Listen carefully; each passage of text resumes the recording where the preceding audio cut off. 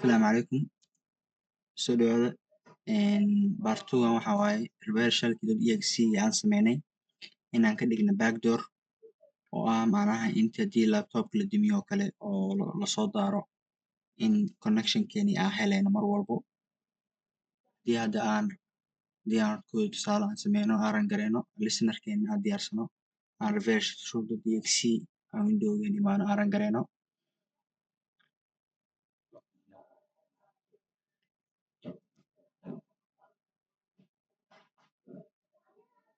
listenerkeena imaano waxaa arkeysaa in aan shellkeena helayno mar walba marka wuxuu u baahanaa in sidaas oo user interaction la sameeyo haddii aan tusaale ahaan aan damino windowga waan weyneynaa connectionkeeni waxaan u baahanaa markii lasoo kiciyo oo computerkaas soo daarmo inaan listenerkeeni diyaarsano oo aan helayno mar walbo haddii uu computerka soo kaco marka tusaale sidaas ku sameyneynaa ayaan u baahannahay hadda haddii aan computerkii soo kicino windowga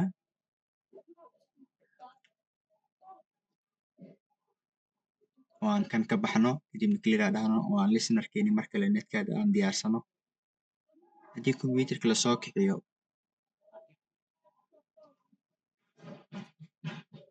oo passwordkii aan gelino gudaha u galeynaa koodii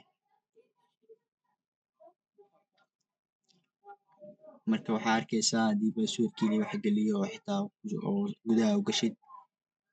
in wax connection aan jirin oo shell aadan helaynin oo aad u baahan tahay in aad run gareyso oo userka uu run gareeyo reverse.exe marka sidaas macnaha waan mar walbo oo computerka lasoo kiciyo oo reverse.exe uu run gareysmo waxaan ku dareynaa task manager markaad tagtid task manager aad tagaysaa start aad tagi applicationada mar walba la run gareynayo markii laptopkaaga lasoo kaciyo ayaan ku dareynaa sidaas u sameyneynaa marka si inta markaas application markii la run gareeyo oo inta aan shellkeena ugu helno sidaas aan ku sameyneynaa marka waxaan u baahannahay inaan fileka reverse.exe aan ku darno startup fileska marka waxaan u baahannahay directoryga uu joogo mise uu yaalo filekaas oo executable-ka ah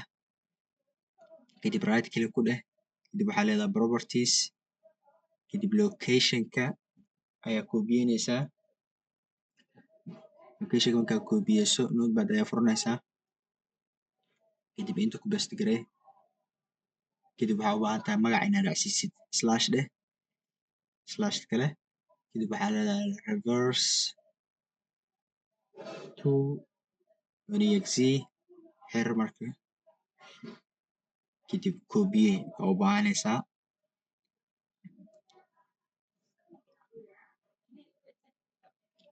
iska xir marka uma baahnin dalahan kale directorygan kadib waxaa leedahay windowga hoos tag qaybta hoos kadib right click dheh kadib run ku dhufo waxaa leedahay marka shell semicolon start up ayaa qoreysaa markaa qortid waxaa leedahay okay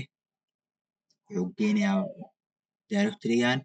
shortcut ayaan sameyneyna waxaa leedahay right click kadib waxaa imaaneysaa new kadib waxaad tagaysaa shortcut marka inta ayaa ku paste gareyneysaa locationka filekaas yaalo paste ayaa leedahay iska hubi inuu ku saxan yahay waxaa leedahay next kadib magaca fileka la run gareynayo inta lagu soo qoray waxaa leedahay next marka sida hadda aad dhahdo waxaan sameyneyna marka computerka ayaan daminaynaa waxaan fiirinayna marka computerka lasoo kiciyo inaan helayno shellkeeni annagoo aanan fileka ku dhufanin macnaha oo anaga userka uu isku gelin inaan helayno marka waa soo kicineynaa windowga mar kale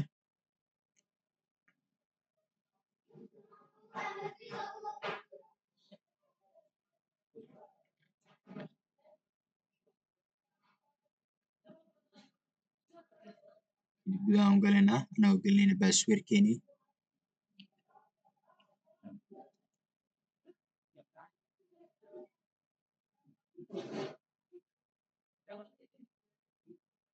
okay hadda waxaa marka computerka inta la imaado waxaa la run gareynayaa filashii startup-tiga xiriis buu qaadanayaa daqiiqada camal ama sakano haday u badnaato amba VPN isna saarta apiga la rangareeyay waa kaasaa waa heshay shelkaaga adigoonan aadan ku dhufanin faylka oo userka isku gareyn ayaa heshay ama hadda dhahno waxaa leedahay waa kaasaa Windows 10 Vbox ib config waa kaasaa shelkeeni waa helnay oo backdoorka ahaa mar walbo computerkaas waxaan u leenahay hadda waa isticmaali karnaa isagoo userka la soconin isagoo u baahnayn in maxaa la rangareeyo mar walba waa kaas start apiga hadaad tagtid waa arkaysaa